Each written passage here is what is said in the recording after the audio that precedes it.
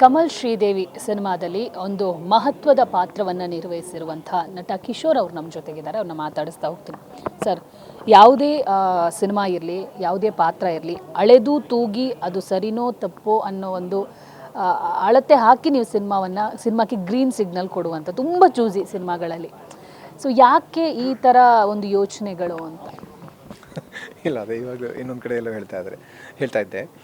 ನಮ್ಮ ಮುಂದೆ ತುಂಬ ತಿನ್ನೋಕ್ಕೆ ಬೇಕಾದಷ್ಟು ವೆರೈಟಿ ಫುಡ್ ಎಲ್ಲ ಇಟ್ಟರೆ, ನಿಮಗೆ ಆಹಾರಗಳನ್ನ ಇಟ್ಟರೆ ಚಾಯ್ಸ್ ಇದ್ದಾಗ ಚೂಸ್ ಮಾಡ್ತಿಲ್ಲ. ಇದು ಚೆನ್ನಾಗಿದೆ, ಇದು ತಿನ್ನೋಣ ಎಲ್ಲ ಪೂರ್ತಿ ತಿನ್ನೋಕ್ಕಾಗಲ್ಲ ಅಂತ. ಸೊ ಒಂದೋ ಎರಡೋ ಸಿಕ್ಕಿದಾಗ ಎಲ್ಲನೂ ತಿಂತೀವಿ. ಹಾಗೆ ಸಿನಿಮಾನೂ ಸಹ ಅವಕಾಶಗಳಿದ್ದಾಗ ಚೂಸ್ ಮಾಡೋದು ಎಲ್ಲರೂ ಮಾಡುವಂಥ ಕೆಲಸ. ಅದರಲ್ಲಿ ಬೆಸ್ಟ್ ಯಾವುದು ಅಂದರೆ ಬೆಸ್ಟ್ ಅನ್ನೋದು ಅದು ಅಗೇನ್ ಮತ್ತು ನನ್ನ ತಿಳುವಳಿಕೆ ಅಥವಾ ನನ್ನ ನಂಬಿಕೆಗಳ ಮೇಲೆ ಡಿಪೆಂಡ್ ಆಗಿರುತ್ತಲ್ಲ.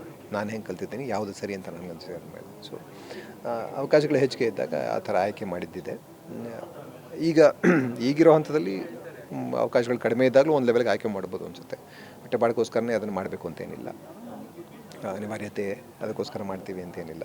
ನಂಬಿಕೆ ಇರುವಂಥ ವಿಷಯಗಳು. ನಿಜವಾಗ್ಲೂ ನನಗೆ ಈ ಥರದ ಸಿನಿಮಾ ಆಗಬೇಕು, ಜನಗಳಿಗೆ ಈ ಥರದ ಸಿನಿಮಾನೂ ಬೇಕು ಅಂತ ಅನ್ಸೋದನ್ನು ನಾನು ಮಾಡ್ತೀನಿ, ಅಂತ ನನಗನ್ಸಿದ್ದನ್ನು ಮಾಡ್ತೀನಿ. ಸರ್, ನೀವು ಇಂಡಸ್ಟ್ರಿಗೆ ಬಂದು ದಶಕಗಳೇ ಕಳೆದೋಗಿದೆ. ಸೊ ಆ ವಿಚಾರವನ್ನು ನಾವು ಮುಂದಿಟ್ಕೊಂಡು ಮಾತಾಡೋದಾದರೆ, ದೊಡ್ಡ ದೊಡ್ಡ ಸ್ಟಾರ್ಗಳ ಸಿನಿಮಾಗಳಲ್ಲೇ ಕಾಣಿಸ್ಕೋಬೇಕು ಒಂದು ಭಾವನೆಗಳು ಕಲಾವಿದರಲ್ಲಿ ಇರುತ್ತೆ.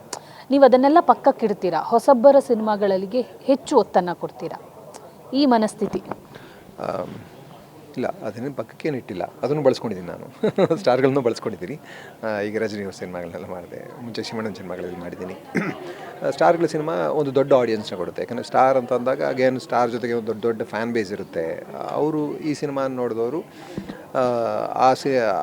ಅದೇ ಆಡಿಯನ್ಸ್ ಮತ್ತು ಅವರ ಸಿನಿಮಾ ಅಲ್ಲದೇ ನನ್ನ ಸಿನಿಮಾನ ನೋಡ್ಲಿಕ್ಕೆ ಶುರು ಮಾಡ್ತಾರೆ, ನನಗೂ ಆಡಿಯನ್ಸ್ ಆಗ್ತಾರೆ ಅವರು. ಸೊ ಹೀಗೆ ಆಡಿಯನ್ಸನ್ನು ಹಂಚ್ಕೊಳ್ಳೋದು ನಡೀತಾ ಇರುತ್ತೆ ದೊಡ್ಡ ದೊಡ್ಡ ಸ್ಟಾರ್ಗಳ ಮಧ್ಯೆ.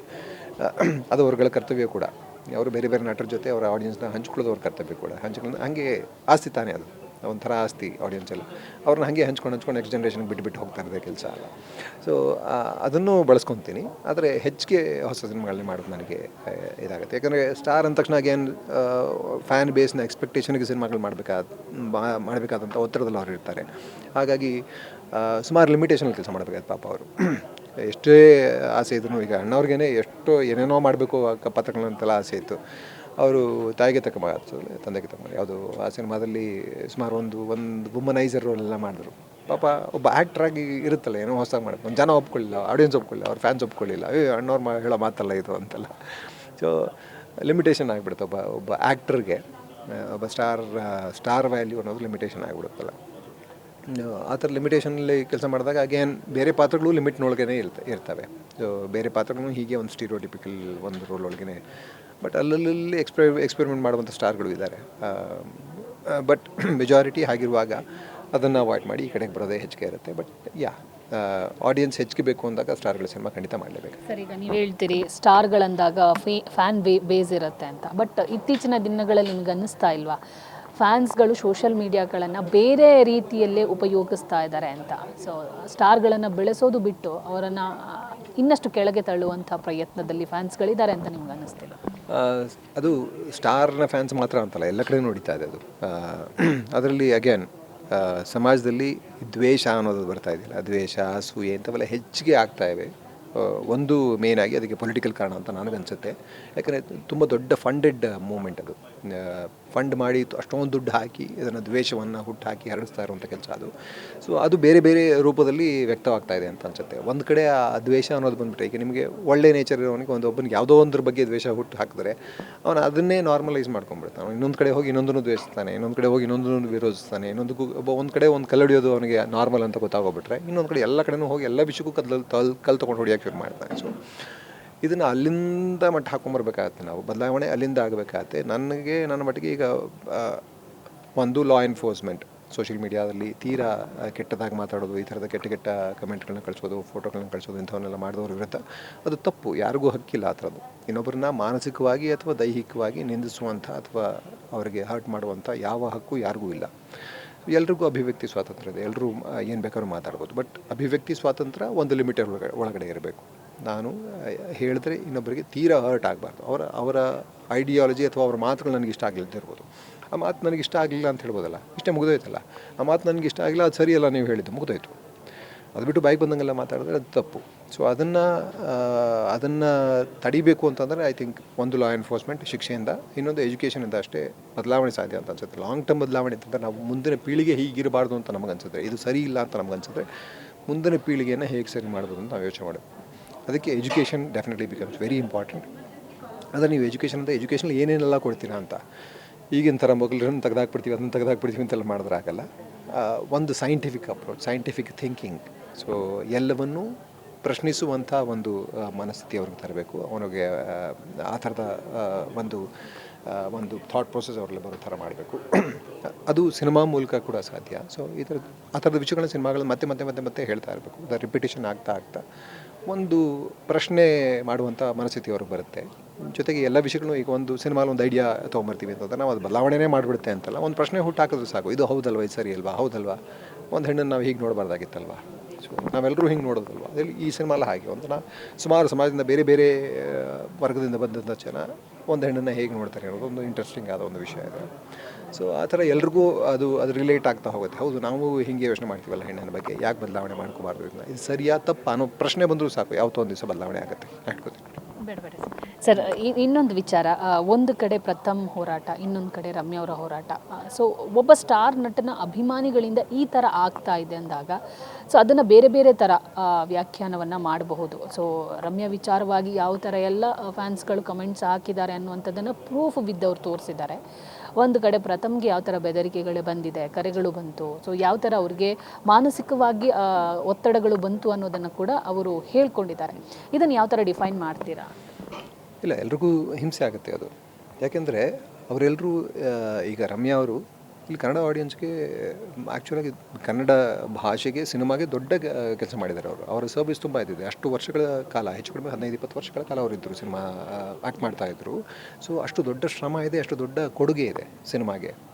ಅಷ್ಟು ದೊಡ್ಡ ಕೊಡುಗೆ ಇರುವಂಥ ವ್ಯಕ್ತಿ ನಮ್ಮ ಜನ ಅಂತ ಇಷ್ಟೊಂದೆಲ್ಲ ಕೆಲಸ ಮಾಡಿದಾಗ, ನಮ್ಮ ಜನವೇ ಈ ಥರ ನಮ್ಮ ಬಗ್ಗೆ ಮಾತಾಡಿದಾಗ ಎಷ್ಟು ನೋವಾಗುತ್ತೆ.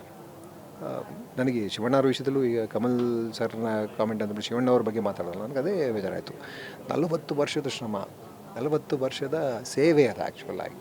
ಈ ಎಲ್ಲ ಸಿನಿಮಾಲು ಏನು ದುಡ್ಡು ಮಾಡ್ಬಿಟ್ಟು ಹೋಗಿದ್ದಾರೆ ಅವರು ಅಂತ ಹೇಳೋಕ್ಕಾಗಲ್ಲ ನೀವು.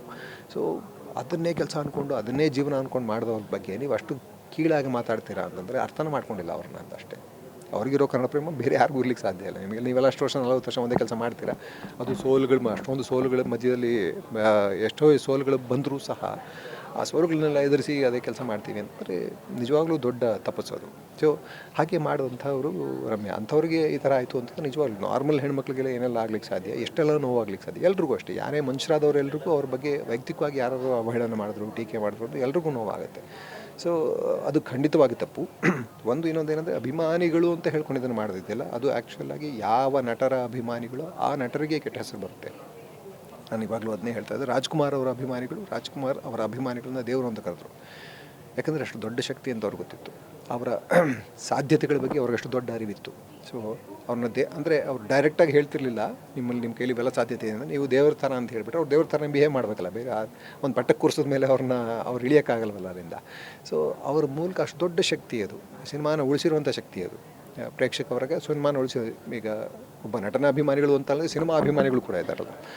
ಯಾರು ಸಿನಿಮಾ ಮಾಡಿದ್ರು ಹೋಗಿ ನೋಡುವಂಥ ಅಭಿಮಾನಿಗಳಿದೆ. ಸೊ ಎಲ್ಲರೂ ಅಭಿಮಾನಿಗಳೇ. ಸೊ ಆ ಅಭಿಮಾನವೇ ತಪ್ಪು ಅಂತ ನಾವು ಹೇಳೋಕ್ಕಾಗಲ್ಲ. ಆ ಅಭಿಮಾನದಿಂದ ತುಂಬ ಕನ್ಸ್ಟ್ರಕ್ಟಿವ್ ಆಗಿ ತುಂಬ ಒಳ್ಳೆ ಕೆಲಸಗಳನ್ನ ಮಾಡೋಕ್ಕೆ ಸಾಧ್ಯ ಇದೆ. ಆ ಥರ ಮಾಡಿದಾಗ ಅವ್ರಿಗೂ ಒಳ್ಳೆ ಹೆಸರು, ನಟನಿಗೂ ಒಳ್ಳೆ ಹೆಸರು. ಯಾರ ಅಭಿಮಾನಿಗಳು ಯಾರ ಬಗ್ಗೆ ಅಷ್ಟು ಪ್ರೀತಿ ಇದೆ, ನಿಮಗೆ ಅಷ್ಟು ಪ್ರೀತಿ ಇದೆ, ಅವ್ರಿಗೆ ಕೆಟ್ಟ ಹೆಸರು ಬರೋಂಗೆ ಯಾಕೆ ಮಾಡ್ತೀವಿ ನಾವು ಕೆಟ್ಟ ಹೆಸರು ಬರೋಂಗೆ ಮಾಡಿದ್ರೆ ಅವ್ರ ಮೇಲೆ ಪ್ರೀತಿ ಇಲ್ಲ ಅಂತ ಅರ್ಥ. ಅಥವಾ ಪ್ರೀತಿ ಅದು ನಿಜವಾದ ಪ್ರೀತಿ ಅಲ್ಲ. ಆ ಪ್ರೀತಿ ತುಂಬ ಡೇಂಜರಸ್ ಪ್ರೀತಿ, ತುಂಬ ತೊಂದರೆ ಕೊಡುವಂಥ ಪ್ರೀತಿ ಅಂತ. ಯಾರಿಗೂ ಅದು ಇಷ್ಟ ಆಗೋದಿಲ್ಲ. ಸೊ ಹಾಗಾಗಿ ಇಲ್ಲಿ ಎಲ್ಲರೂ ಜವಾಬ್ದಾರಿಯುತವಾಗಿ ನಡ್ಕೋಬೇಕಾಗ್ತದೆ ನನಗೆ. ಕೆಲವೊಂದು ಕಡೆ ಸೋಷಿಯಲ್ ಮೀಡಿಯಾಗಳು ಒಳ್ಳೆ ವಿಚಾರಗಳನ್ನು ಕೂಡ ಎಕ್ಸ್ಪ್ಲೋರ್ ಮಾಡುತ್ತೆ ಅನಿಸುತ್ತೆ. ಇತ್ತೀಚೆಗೆ ನಡೆದಂಥ ಪ್ರಜ್ವಲ್ ರೇವಣ್ಣ ಅವರ ಒಂದು ಜೀವಾವಧಿ ಶಿಕ್ಷೆ, ಮಾಡಿದಂಥ ಕರ್ಮಗಳ ಫಲ. ನಿಮ್ಮ ಸಿನಿಮಾಕ್ಕೂ ಇದಕ್ಕೂ ಹೋಲಿಕೆ ಇದೆ ಅನಿಸುತ್ತೆ. ಗೊತ್ತಿಲ್ಲ, ನನಗೆ ಈ ಕರ್ಮಫಲದ ಬಗ್ಗೆ ಎಲ್ಲ ನಂಬಿಕೆ ಇಲ್ಲ. ಕರ್ಮ ಸಿದ್ಧಾಂತ ಒಂದು ಎಸ್ಕೇಪ್ ರೂಟ್ ಅಂತ ನನಗನ್ಸುತ್ತೆ. ಯಾಕಂದರೆ ಅದು ಮಾಡಿದ್ದೇ ಏನಕ್ಕೆ ಅಂತಂದರೆ ಇಟ್ಸ್ ಅ ವೆರಿ ನೈಸ್ ಇದು ಐಡಿಯಾ. ಕರ್ಮ ಸಿದ್ಧಾಂತ ಬಂದಿದ್ದೇ ಏನಂದರೆ ನಮ್ಮ ತಪ್ಪುಗಳಿಗೆ ನಾವೇ ಜವಾಬ್ದಾರಿ ಆಗೋದು ಅಂತ. ಯಾಕಂದರೆ ಈಗ ನಾವು ಎಲ್ಲರನ್ನೂ ಇನ್ನೊಬ್ಬರನ್ನ ಬ್ಲೇಮ್ ಮಾಡ್ಕೊಂಡೇ ಬದುಕ್ಬಿಡ್ತೀವಿ. ನಮ್ಮ ತಪ್ಪುಗಳನ್ನ ನಾವು ಒಪ್ಕೊಳ್ಳೋದೇ ಇಲ್ಲ. ನಾ ಏನೋ ನಡೆದ್ಬಿಡ್ತು ಅವನಿಂದಾಗಿದ್ದು ಇವನಿಂದಾಗಿದ್ದು ಅವರಿಂದಾಗಿದ್ದು ಇದಾಗಿತ್ತು ಸಿಚುವೇಶನ್ ಹಂಗಿತ್ತು ಇದೆಲ್ಲ ಹೇಳ್ತೀವಿ. ಕರ್ಮ ಸಿದ್ಧಾಂತ ಪ್ರಕಾರ ನಾವೇ ನಮ್ಮ ಎಲ್ಲ ಸಂಬಂಧಗಳಿಗೂ ಜವಾಬ್ದಾರರು. ನಮ್ಮ ಅಪ್ಪ ಯಾರಾಗಬೇಕು, ನಮ್ಮ ಅಮ್ಮ ಯಾರಾಗಬೇಕು, ಅದು ಎಲ್ಲ ಹಿಂದಿನ ಜನ್ಮದ ಕರ್ಮದ ಫಲ ಅಂತ ಹೇಳ್ಬಿಡ್ತೀವಿ. ಸೊ ಅವಾಗೇನಾಗುತ್ತೆ, ಇಂಡೈರೆಕ್ಟಾಗಿ ಅದು ನಮ್ಮನ್ನೇ ಜವಾಬ್ದಾರಿ ಮಾಡಿಸುತ್ತೆ. ಸೊ ನಾವು ಯಾರನ್ನೂ ಬ್ಲೇಮ್ ಮಾಡೋಕ್ಕಾಗಲ್ಲ, ಯಾರನ್ನೂ ದ್ವೇಷಿಸೋಕ್ಕಾಗಲ್ಲ. ಸೊ ಆ ನಿಟ್ಟಿನಲ್ಲಿ ನೋಡಿದ್ರೆ ಈ ಕರ್ಮ ಸಿದ್ಧಾಂತ ತುಂಬ ಪಾಸಿಟಿವ್, ಒಂಥರದ ಪಾಸಿಟಿವ್ ಥಿಂಕಿಂಗ್ ಎಫರ್ಟ್ ಅಂತ ಹೇಳ್ಬೋದು. ಆದರೆ ಅದನ್ನೇ ಈ ಥರದ ಆದರೆ ಕರ್ಮಕ್ಕೆ ಎಷ್ಟು ಜನ ಕರ್ಮದಲ್ಲಿ ಅನುಭವಿಸ್ತಾ ಇದ್ದಾರೆ, ಎಷ್ಟೋ ಜನ ಪಾಪಿಗಳು ಇನ್ನೂ ಬದುಕಿದ್ದಾರೆ, ಎಷ್ಟೋ ಜನ ಅತ್ಯಾಚಾರಿಗಳು ಇನ್ನೂ ಆರಾಮಾಗಿದ್ದಾರೆ. ನಮ್ಮ ಇದರಲ್ಲೇ ಆಯ್ತಲ್ಲ ವಿಮೆನ್ ರೆಸ್ಲರ್ಸ್ ಕೇಸ್ನಲ್ಲಿ ಎಲ್ಲ ಸಾಕ್ಷಿಗಳು ಇದ್ವು. ಅವನೇ ಹೇಳ್ಕೊಳ್ತಾ ಇದ್ದಾನೆ ಸ್ಟೇಟ್ಮೆಂಟ್, ಅವ್ನು ಬ್ರಿಜ್ಭೂಷಣ್ ಸಿಂಗ್. ಆದ್ರೂ ಅವನ್ನ ಕೆಳಗಿಳಿಸೋಕ್ಕಾಗಲೇ ಅವ್ರ ಕೈಲಿ, ಯಾಕಂದರೆ ಅಷ್ಟು ಪವರ್ಫುಲ್ ಆಗಿದ್ದಾನೆ ಅವನು. ಮೋದಿ ಕೈಲಿ ಏನು ಮಾಡೋಕ್ಕಲ್ಲ, ಮೋದಿ ಮಾತೇ ಆಗಲಿಲ್ಲ, ಪರವಾಗಿ ನಿಂತ್ಕೊಂಡ್ಬಿಟ್ರು. ಅವ್ನ ಮಗನಿಗೆ ಟಿಕೆಟ್ ಕೊಟ್ಬಿಟ್ಟು ಮಗನ ನಿಲ್ಸ್ಕೊಂಬಂದು, ನೀನು ಆರಾಮಾಗಿರಪ್ಪ ಸ್ವಲ್ಪ ಹೊತ್ತು, ಈ ಗಲಾಟೆ ಎಲ್ಲ ಕಡಿಮೆ ಆಗಲಿ ಅಂತ. ಸೊ ಯಾವ ಕರ್ಮ ಎಲ್ಲ ಅಲ್ಲ ಅದು. ಬಟ್ ನ್ಯಾಯ ಸಿಗುತ್ತೆ ಅನ್ನೋದು ಒಂದು ಭರವಸೆ ಮೂಡಿಬರ್ತೈತೆ ಅಂತ. ಎಷ್ಟೇ ಪವರ್ಫುಲ್ ಆಗಿದ್ರು ಗೊತ್ತಿಲ್ಲ ಅದು. ಈಗ ಕೇಸ್ಗಳು ಎಲ್ಲೆಲ್ಲಿ ತನಕ ಹೋಗ್ತವೆ, ಎಲ್ಲೆಲ್ಲಿಗೂ ಹೋಗಿ ಏನೇನಾಗ್ತವೆ ಅಂತ ಗೊತ್ತಿಲ್ಲ. ಯಾಕಂದರೆ ಇವತ್ತು ನ್ಯಾಯಾಂಗನೂ ಅಧಿಕಾರದಲ್ಲಿರೋ ಹಿಡಿತದಲ್ಲಿ ಹೆಚ್ಚು ಕಡಿಮೆ ಸಿಕ್ಕಾಕೊಂಡ್ಬಿಟ್ಟಿದೆ. ಅಲ್ಲೆಲ್ಲಿ ಅಷ್ಟೇ ನಮಗೆ ಎಲ್ಲೆಲ್ಲೋ ಒಬ್ಬೊಬ್ಬರು ಮಾತ್ರ ನಿಮಗೆ ನಿಷ್ಪಕ್ಷಪಾತಿಯಾದಂಥ ನ್ಯಾಯಾಧೀಶರು ಸಿಗ್ತಾ ಇದ್ದಾರೆ. ಅಂಥ ಸಂದರ್ಭದಲ್ಲಿ ನ್ಯಾಯ ಎಲ್ಲಿವರೆಗೆ ಕರೆಕ್ಟಾಗಿ ಸಿಗುತ್ತೆ ಅಥವಾ ಯಾವುದು ನ್ಯಾಯ ಅಂತ ಹೇಳಲಿಕ್ಕಾಗೋದಿಲ್ಲ. ಬಟ್ ಮೇಲ್ನೋಟಕ್ಕೆ ಇದು ನಿಜವಾಗ್ಲೂ ಅಷ್ಟು ಪವರ್ಫುಲ್ ಆಗಿರೋ ಒಬ್ಬ ವ್ಯಕ್ತಿ ವಿರುದ್ಧನೂ ಈ ಥರದ ಒಂದು ಜಜ್ಮೆಂಟ್ ಬಂದಿದೆ ಅಂದರೆ ನಿಜವಾಗ್ಲೂ ಅಮಾಯಕರಿಗೆ ನ್ಯಾಯ ಸಿಗುವಂಥ ಸಾಧ್ಯತೆಗಳಿದೆ ಅನ್ನೋ ಭರವಸೆ ಸಿಗುತ್ತೆ. ಸರ್, ಕೊನೆಯದಾಗಿ ಇದೆಲ್ಲವನ್ನ ಗಮನದಲ್ಲಿಟ್ಕೊಂಡು ಮತ್ತೆ ಪೊಲೀಸ್ ಪಾತ್ರಕ್ಕೆ ಯೂನಿಫಾರ್ಮ್ ಹಾಕ್ಕೊಂಡ್ರ ಈ ಕತೆ ಮೂಲಕ? ಹೌದು, ಈ ಕಥೆಯಲ್ಲಿ ಇದೆಲ್ಲ ಇದೆ ಅಂತಲೇ ನಾನು ಒಪ್ಕೊಂಡೆ. ಸಂಗೀತ ಫ್ರೆಂಡು, ಹಾಗಾಗಿ ಅವ್ರು ಹೇಳಿದ್ರು ಅಂತ ಫಸ್ಟ್ ಬಂದೆ ಒಳಗಡೆ. ಬಟ್ ಅವರು ಅದೇ ಹೇಳಿದ್ರು, ಕತೆ ಇಷ್ಟ ಆದರೆ ಮಾತ್ರ ಮಾಡು, ನೀನು ಇಲ್ಲಿ ಬೇಡ ಅಂತ. ಸೊ ಕತೆ ಇಷ್ಟ ಆಯಿತು. ಇದರಲ್ಲಿ ಸುಮಾರು ನಾನು ಮಾತಾಡುವಂಥ ಅಥವಾ ನಾನು ನಂಬಿರುವಂಥ ವಿಷಯಗಳು ಸುಮಾರು ಇದೆ ಅಂತ ಅನ್ನಿಸ್ತು. ಅದನ್ನು ಬೇರೆ ತುಂಬ ಇಂಟ್ರೆಸ್ಟಿಂಗಾಗಿ ಕೂಡ ಹೇಳ್ತಾ ಇದ್ದಾರೆ ಅನಿಸುತ್ತೆ. ಸಿನಿಮಾ ಆಗಿ ಕೂಡ ಒಂದು ಇಂಟ್ರೆಸ್ಟಿಂಗ್ ಸಿನಿಮಾ ಆಗುತ್ತೆ ಅಂತ ಅನ್ನಿಸ್ತು. ಹಾಗಾಗಿ ನೋಡ್ಕೊಂಡು ಥ್ಯಾಂಕ್ ಯು. ನೋಡಿದ್ರಲ್ಲ, ಇದಿಷ್ಟು ನಟ ಕಿಶೋರ್ ಅವರ ಮಾತಾಗಿತ್ತು. ಕ್ಯಾಮರಾ ಪರ್ಸನ್ ಅಶ್ವಥ್ ಜೊತೆ ದೀಪಿಕಾ, ಪವರ್ ಟಿವಿ, ಬೆಂಗಳೂರು.